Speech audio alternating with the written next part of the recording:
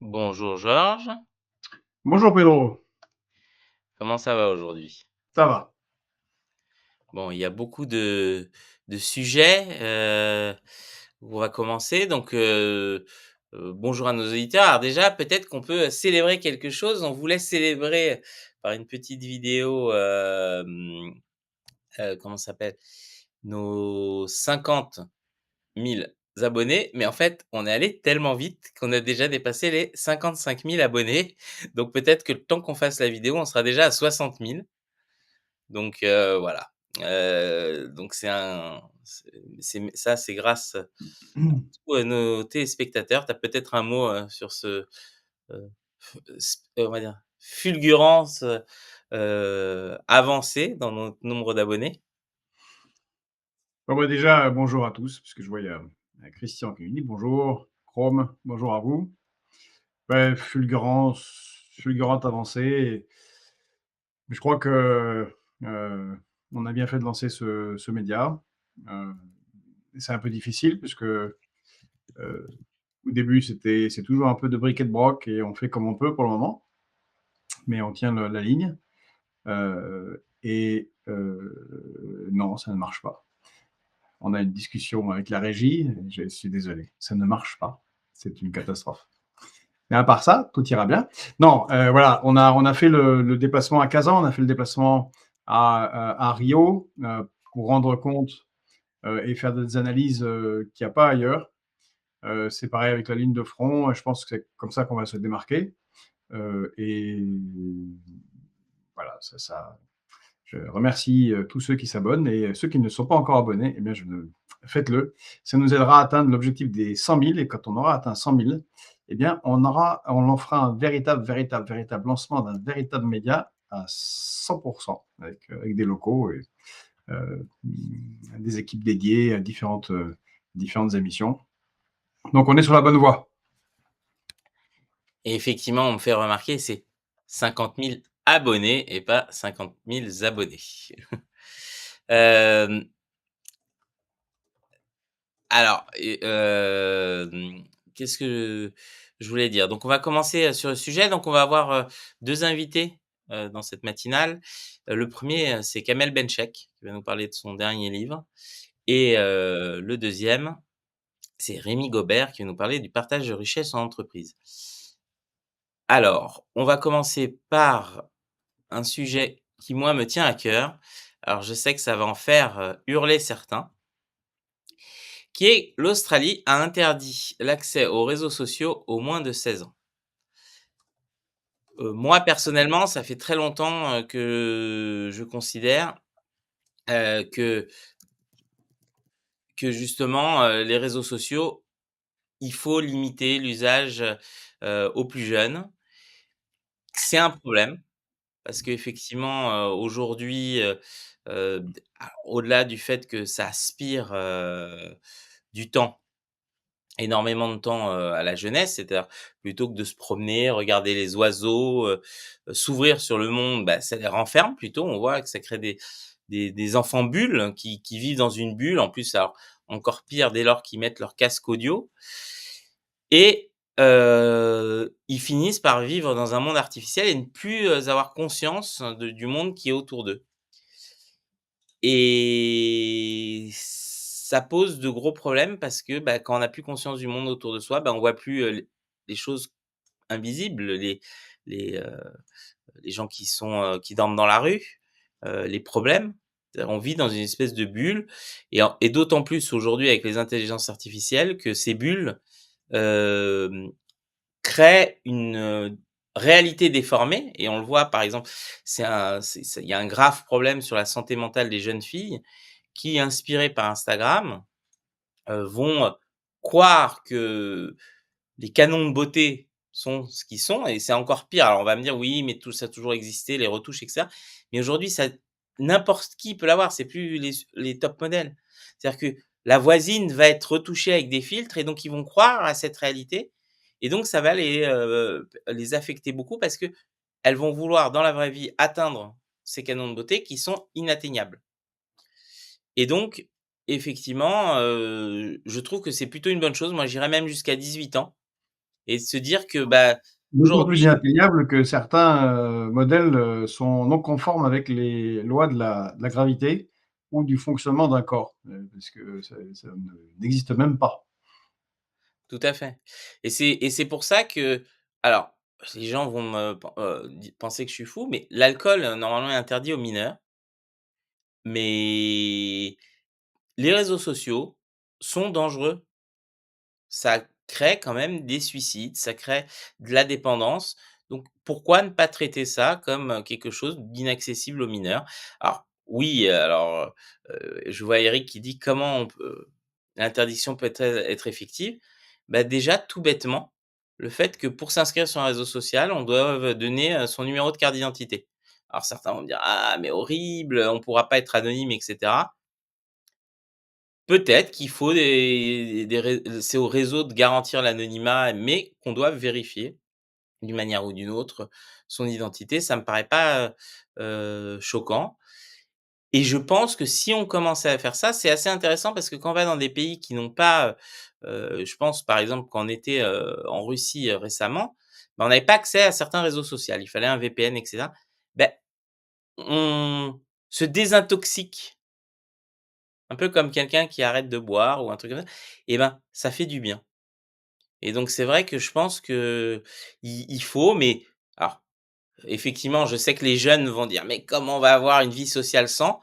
Mais il y a des générations qui ont eu des vies sociales et qui ont pu draguer, faire des enfants et cetera, sans les réseaux sociaux.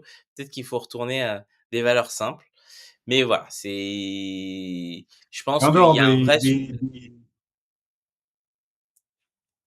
en dehors des valeurs simples et des oiseaux et tout ça, bonjour Mathilde, qui nous fait coucou les camarades, bonjour Mathilde.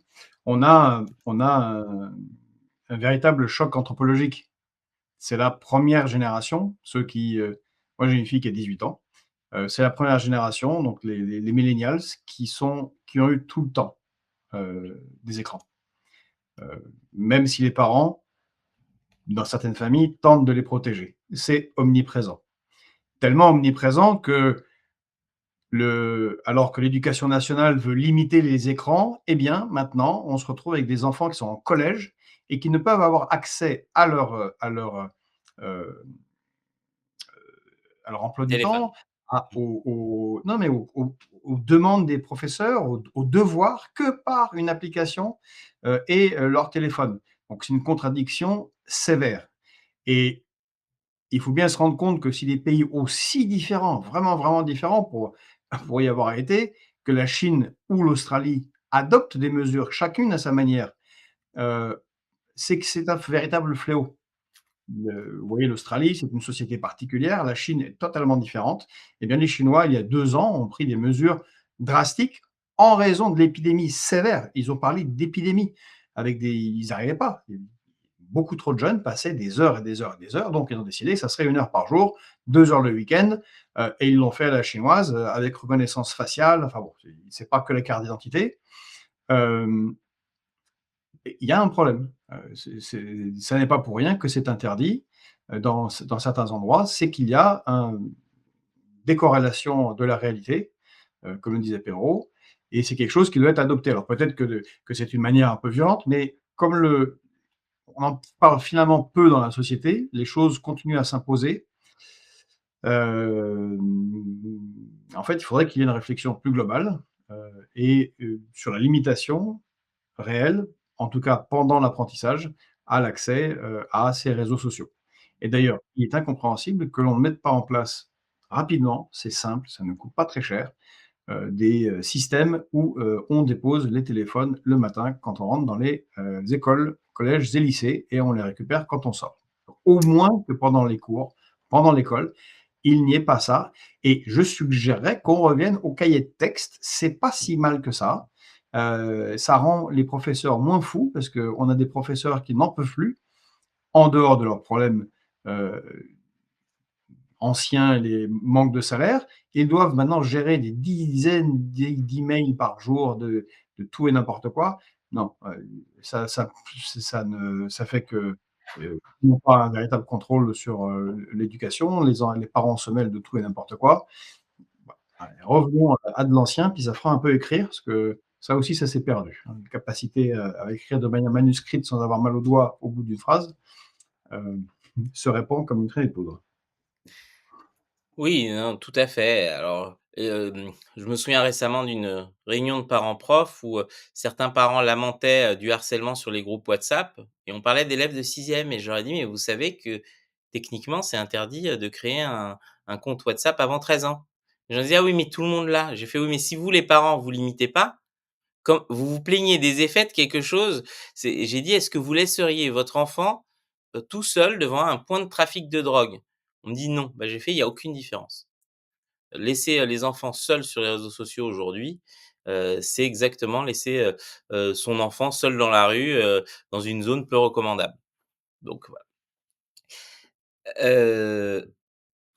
On va passer à un autre sujet, donc je vais reprendre mon qui est quelque chose dont on a parlé il y a pas si longtemps que ça ici. On parlait, de Stellantis, de Carlos Tavares et donc ce week-end, bah, il a été viré. Alors il s'est fait, cosquiller si on peut dire ça comme ça, quoique, je pense qu'il partira avec un beau parachute doré et une très belle retraite, mais il laisse, cette entreprise, ce fleuron français dans un état catastrophique. Je crains le pire et pour les salariés puisqu'on parle déjà de nombreux, licenciements, et on va dire je pense qu'il restera, qu'un champ de ruines à la fin. On l'a vu, c'est ce qui s'est passé avec Volvo et cetera et le seul, schéma que j'espère qui ne se passera pas, mais qui on sait jamais, c'est que ça finisse racheté par des Chinois. J'en sais rien, je suis peut-être un oiseau de malheur, mais c'est vrai que voilà, c'est on voit bien les limites de ce management à la française où tout était pour les actionnaires, rien dans l'investissement. Tu as peut-être quelque chose à dire, Georges, là-dessus? Peut-être qu'on l'avait effectivement annoncé ici, que on est dans un grave problème d'inadaptation de l'industrie, en particulier en Europe, aux mutations profondes qui sont en cours et la survalorisation, comme tu l'as dit, de l'actionnaire plutôt que des salariés et surtout de l'investissement. Alors, il faut dire que Stellantis, c'est déjà une fusion assez importante entre PSA, Chrysler et Fiat. Euh, et que, bon, on parle d'entreprise française, enfin bon, le siège social est aux Pays-Bas, c'est plus tellement français, hein. Et les impôts ne sont plus réellement récupérés. On verra ce qu'il va en ressortir, mais ça permet de rappeler ce dont on a déjà parlé plusieurs fois ici, on le refera à nouveau, c'est la réalité catastrophique de l'industrie automobile en Europe.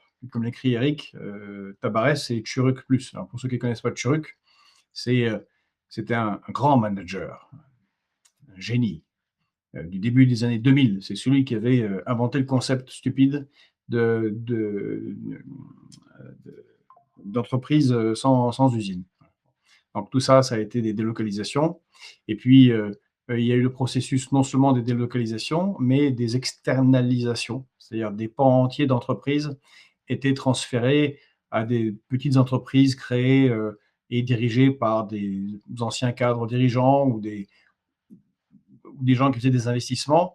Et vous avez eu la création de tout un tas d'entreprises petites et moyennes, totalement captives, qui n'ont qu'un seul client, qui est l'ancienne maison mère.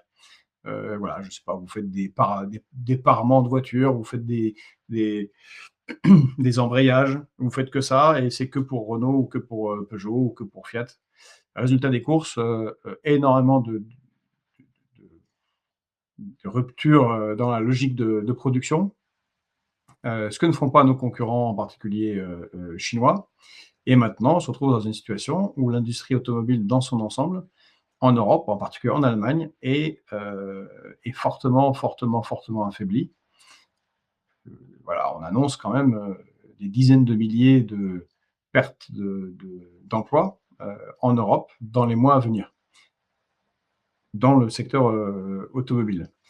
Et on en avait aussi parlé ici, Pedro, au sujet de l'incapacité de l'Union européenne, malgré des tentatives qui sont maintenant infructueuses, de lancer des, une industrie européenne des batteries, une industrie européenne des voitures électriques. On est très très en retard, on n'y arrive pas, et c'est parce que c'est fait n'importe comment. C'est fait sans aucune logique de penser à 10 ans, 20 ans, c'est fait sans planification étatique, c'est fait au niveau de la Commission européenne qui n'arrive pas à se départir de son néolibéralisme. Et il ne faut pas s'étonner qu'on se retrouve dans les situations dans lesquelles on est. Et, voilà. Et, bah, Tavares, comme tu as dit, Pedro, malheureusement, je pense, sera remercié de son inefficacité et de son incompétence par un très gros chèque. Tout à Par fait. contre, ceux qui, de ces salariés, perdront leur travail parce que il a été incompétent, eux n'auront rien du tout. On Alors ajoute en plus de l'inégalité. j'ai pas envie de tomber, dans l'apologie, de Vladimir Poutine, mais je me souviens d'une vidéo, de Vladimir Poutine dans une usine qui avait fait, pas mal le buzz il y a quelques années où, justement, les actionnaires s'étaient gavés pendant des années, avaient caché leur argent en Suisse et cetera. Ils disaient qu'ils avaient fermé l'usine et donc Vladimir avait fait venir les oligarques autour d'une table et leur a dit: «Vous allez rendre l'argent». Et on a vu effectivement quand lui il dit ça, les autres, ils ont un peu fait la tête et il leur a pris la main et ils ont signé, ils ont, empêché la fermeture. Peut-être que, alors je ne veux pas de dictateur en France et je ne veux pas d'autocrate, mais peut-être que si on avait des dirigeants qui de temps en temps prenaient la main de ceux qui ont pillé, les ressources de nos entreprises et leur disaient: «Maintenant vous rendez l'argent», peut-être que la France se porterait mieux. Oui, mais c'est pas aussi simple. En tout cas, merci Eric Paulus pour ces gentils mots Mmh. sur ce qu'on fait tous les jours. On va essayer de s'améliorer. Euh, on fait au mieux. En tout cas, merci. Et Stéphane Chamignon nous écrit pour la voiture électrique, BYD et Tesla se partagent déjà le marché. Oui, c'est clair que pour le moment, on est très en retard. Euh, oui, c'était de la mise en scène, mais c'est deux structures totalement différentes. Il faut bien comprendre, je sais que ça déplaira à certains, mais la Russie est gaullienne, en fait. L'État est un État planificateur. Ils ont le temps devant eux et il y a certaines industries stratégiques qui sont totalement sous contrôle de l'État, ou quasiment. Hein, je parle de tout ce qui est transport, énergie, défense. On voit les effets en Ukraine d'une industrie qui est tenue par l'État, pour son armée, face à des industries européennes qui sont privatisées, qui servent les actionnaires et à la vente d'équipements ici et là. On n'a pas exactement, à la fin, on n'a pas les mêmes capacités de production, on n'a pas les mêmes capacités de réaction, on n'a pas la même capacité d'adaptation, on n'en a toujours aucune. Hein. Après 3 ans de guerre, comme après le Covid, c'est toujours la même chose. C'est bien un modèle néolibéral euh, totalement désorganisé, qui ne vise qu'au profit, qui est très difficile, qui va être difficile à réformer. On a quand même mis en place dans l'Union européenne, par les traités européens, par les traités de libre-échange, tout un environnement, un système économique où on ne peut pas, on ne peut pas avoir quelqu'un qui dit, on ne pourrait pas avoir cette affaire de, comme avait fait Poutine, réunir, je sais pas, les patrons, et leur dire, ah non, ça, on arrête de licencier, on paye les gens. C'est interdit. On n'a pas le droit de faire ça. Oh, Ça tu va être très méchant, compliqué. Bruno Le Maire avait essayé, je crois, il avait dit: «Attention, hein, c'est pas bien». Oui, Je sais pas résultat, si Bruno Le Maire faisait des suppliques. Pourriez-vous embaucher? Pourriez-vous augmenter? Il serait bon que. Bon, ça n'a aucun pouvoir et incapacité à faire quoi que ce soit. Voilà. Allez, salut Tavares. ouais, Bon vent. Hein. exactement. On va passer à un sujet cette fois-ci, sur l'écologie.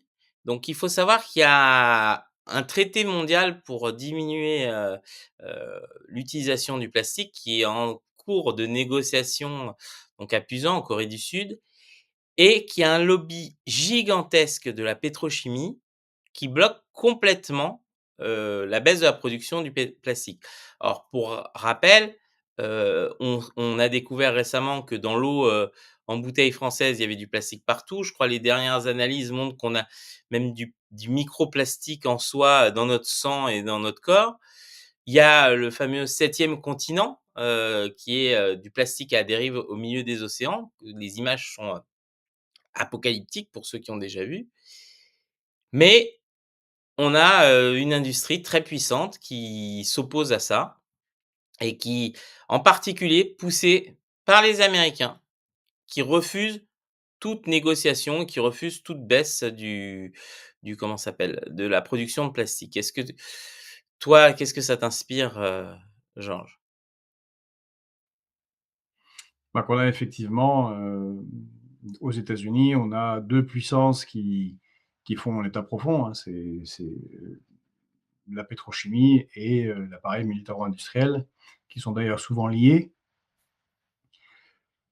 Mais de la même manière que, le problème des réseaux sociaux et des écrans, c'est on est dans une, c'est civilisationnel comme, situation. Heu,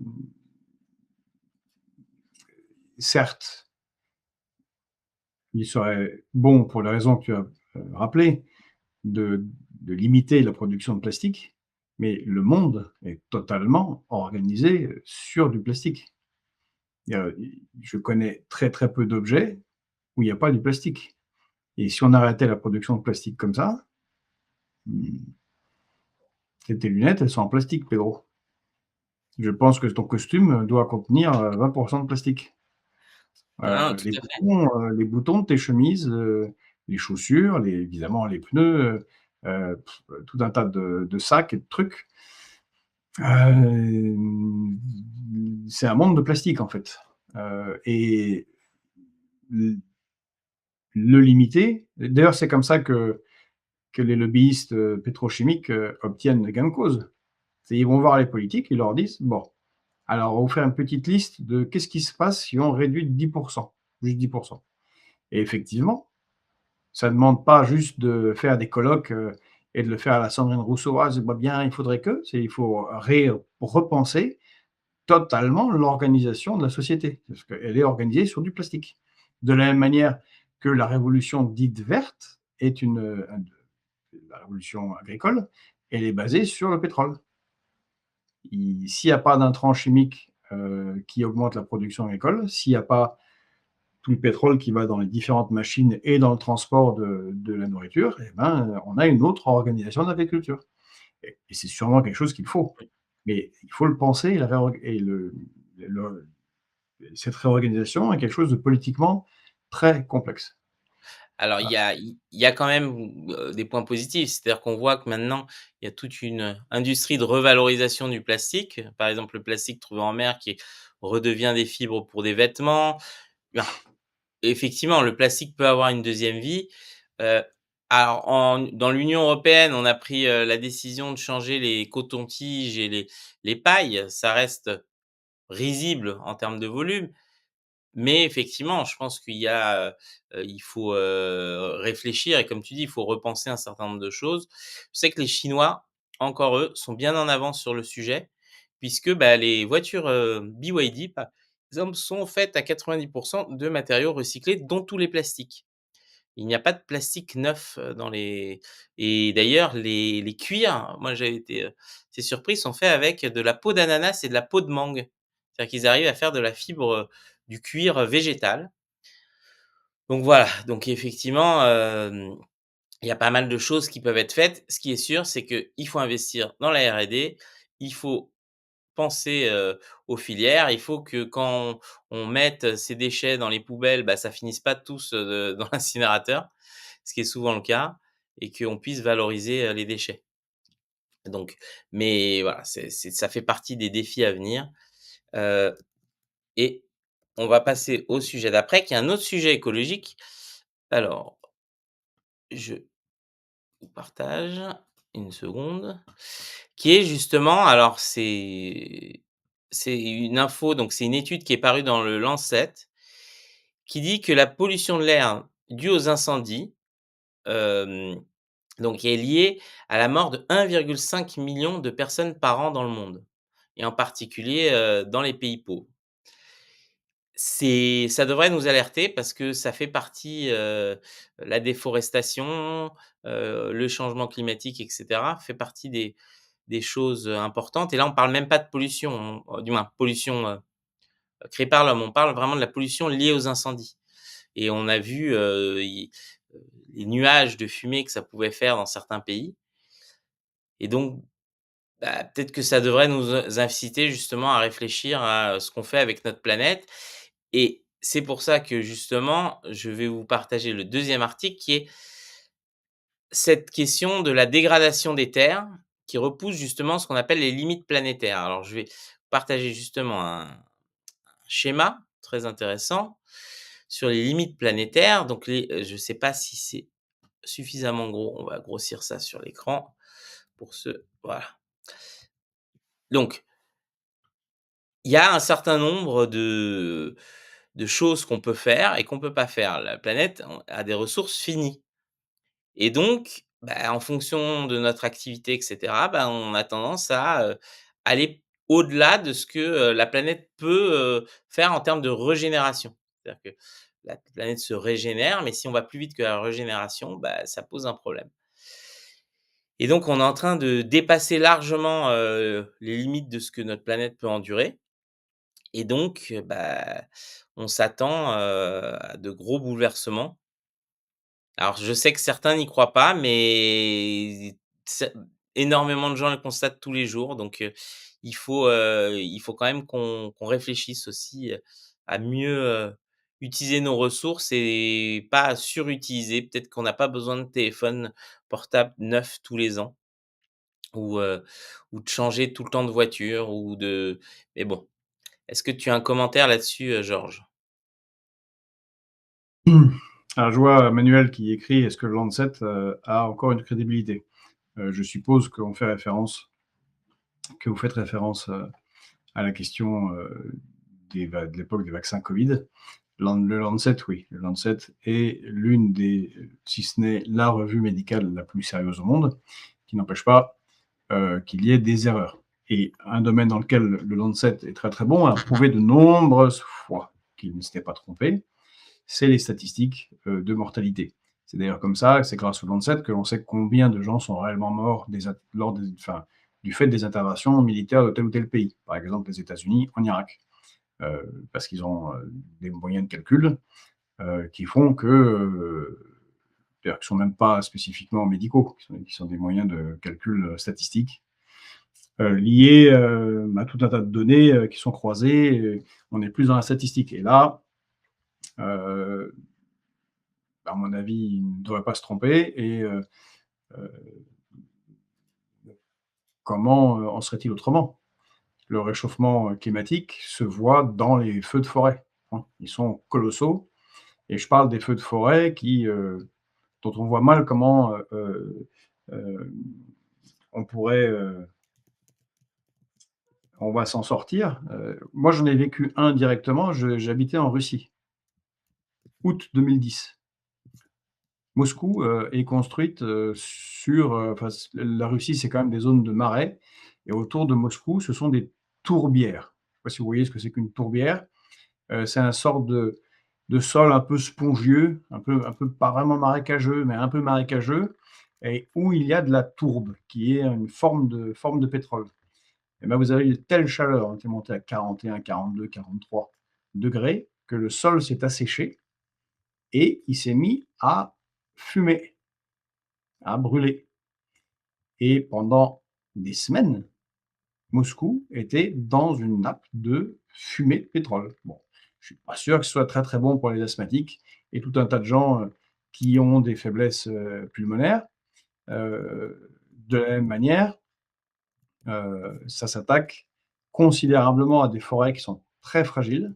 C'est les forêts, justement, et bien, du nord de la Russie ou du Canada, qui dès qu'on réduit un peu leur humidité, s'enflamment, très, très vite, d'autant plus que c'est du sapin, hein, c'est du pin. Donc ça crame très, très bien, avec des feux de forêt sur des centaines de milliers d'hectares. Donc évidemment, ça a des effets sur la santé, et donc ça devrait inciter à réduire, à faire un effort pour lutter contre le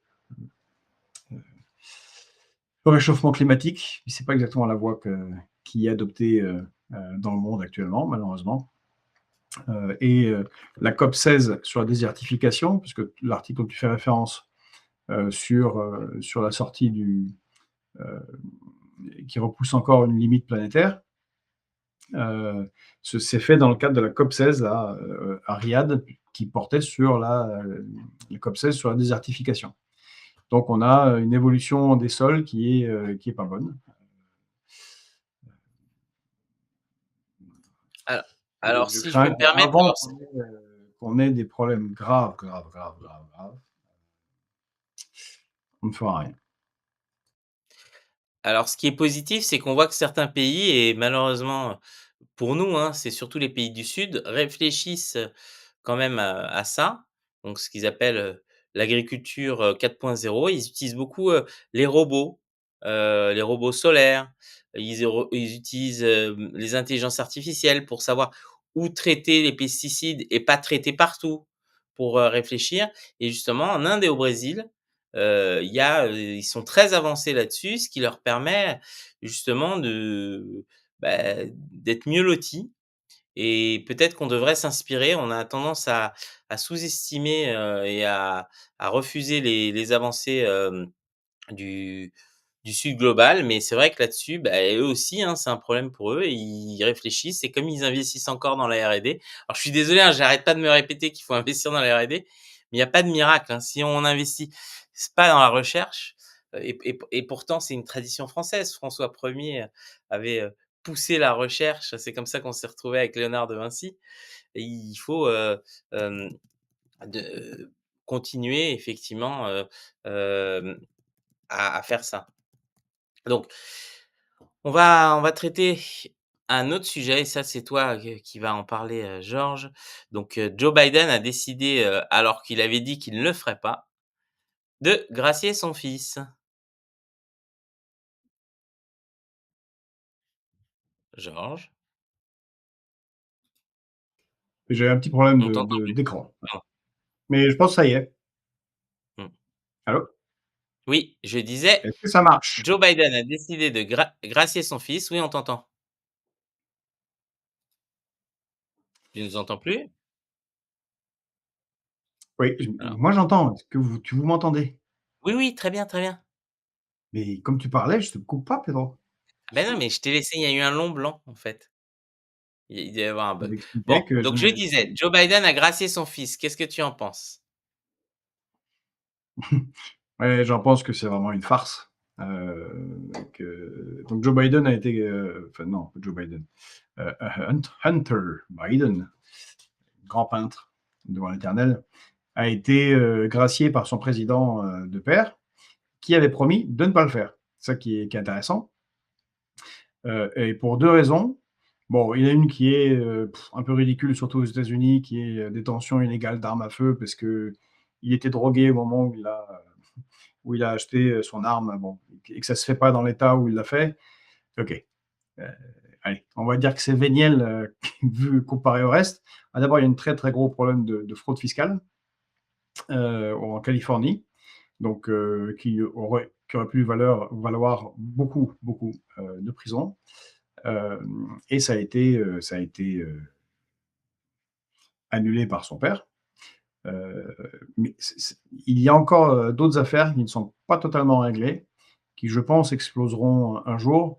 C'est la participation de Hunter Biden dans des entreprises euh, en Ukraine, et où on a vu que, eh bien, pour beaucoup, la lutte pour l'indépendance de l'Ukraine consistait à la lutte pour s'approprier des terres, des ressources et des parts de marché dans des industries avec des salariés très très bon marché, bien que très compétents.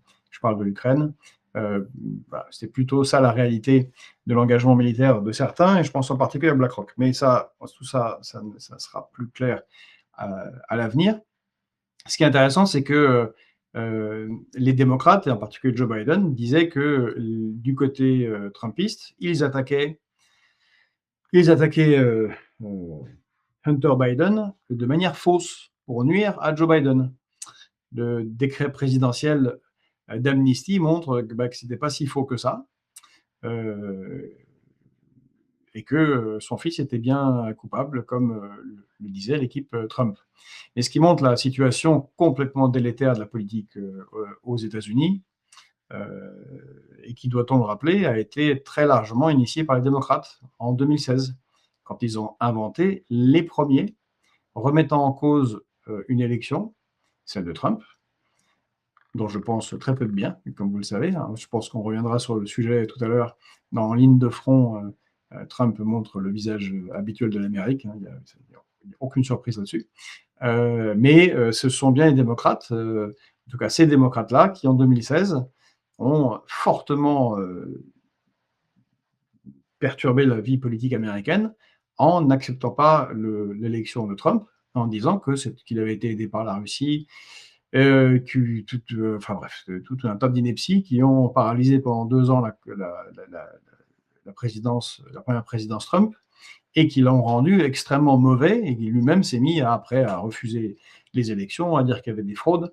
Bref, euh, euh, c'est la plus grande démocratie au monde et la patrie de la liberté. Je pense qu'ils devraient commencer par nettoyer les écuries d'Augias chez eux avant de dire aux autres ce qu'ils doivent faire et comment ils doivent gouverner.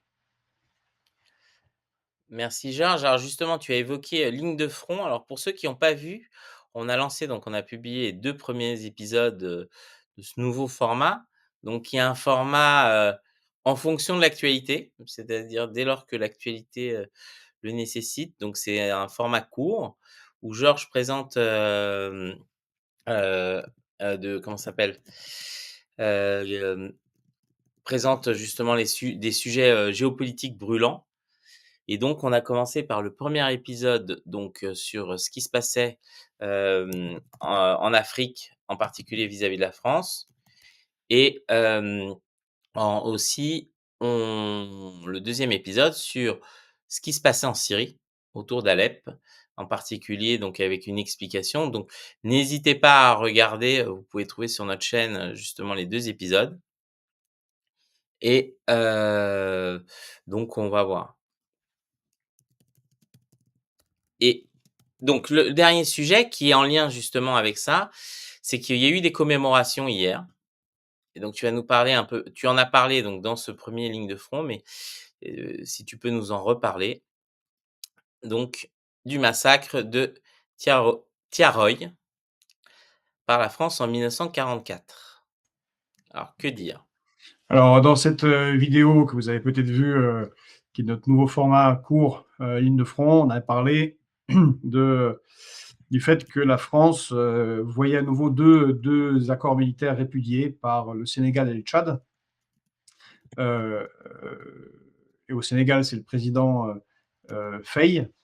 Et le président Faye en a profité pour rappeler la raison pour laquelle il ne souhaitait plus de base militaire française.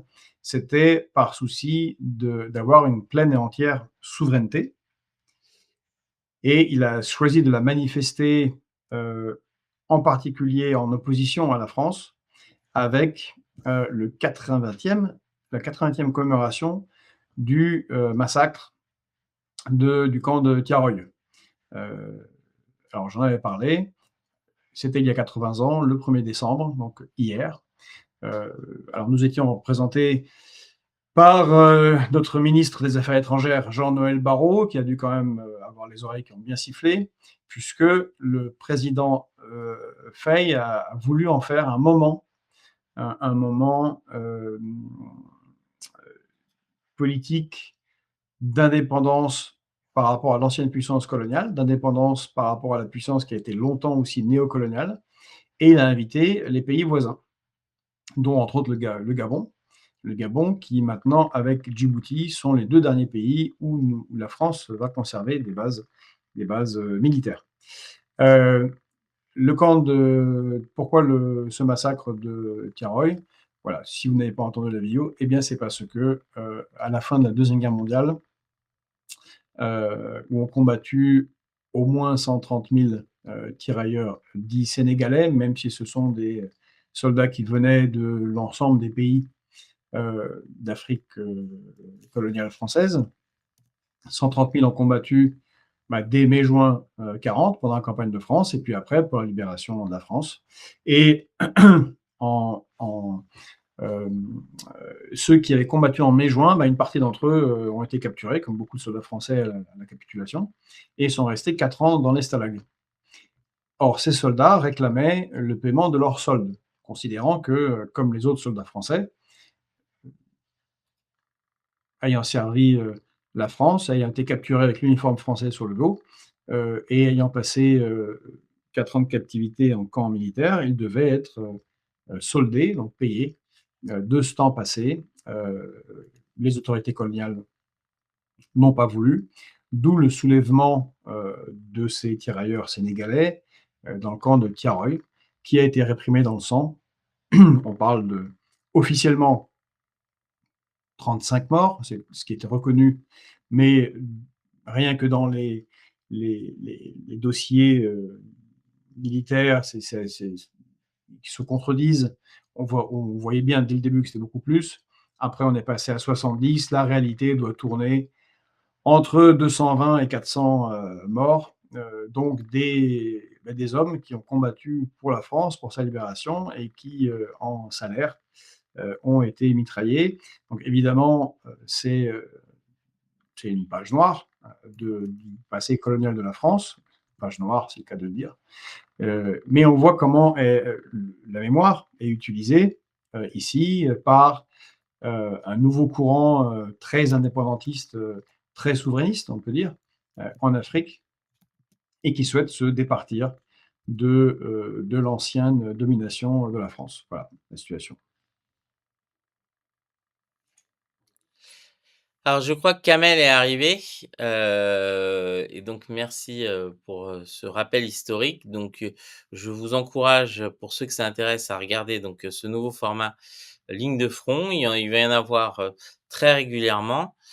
On n'abandonne pas les autres formats, comme l'œil de Kousma ou les autres revues de presse, mais voilà, souvent, heu, on Georges, répond, longuement sur Twitter et cetera, et donc c'était important de pouvoir, rendre ça accessible au plus grand nombre. Mais merci Marco. Sinon, je vois Breitz, Abdo Duff, ouais, Abou Diouf. Ça, c'est. Pardon, je rigole, mais ce sont les correcteurs. Donc, le correcteur a fait Abdou Diouf a fait Abdo Duff. On a eu ce problème avec certaines de nos interviews en anglais et en russe, avec les traducteurs qui traduisaient vraiment n'importe quoi. Oui, en 1989, avait interdit le film Tiaroy. Voilà. Effectivement. Passé douloureux, mais autant le connaître. Mais ce qui est intéressant, c'est, certes, c'est le passé, mais c'est intéressant de comprendre pourquoi aujourd'hui les pays d'Afrique de l'Ouest souhaitent se libérer de la France, et j'en parle justement dans la vidéo. C'est principalement lié au fait que, certes, le passé néocolonial, mais surtout aujourd'hui, c'est les politiques d'investissement qui sont beaucoup plus attractives, beaucoup plus intéressantes venant des BRICS que ce que propose l'Occident, entre autres par le FMI. Mais je vous renvoie à la vidéo si ça vous intéresse. Et de toute façon, on parlera de ce sujet de nombreuses fois.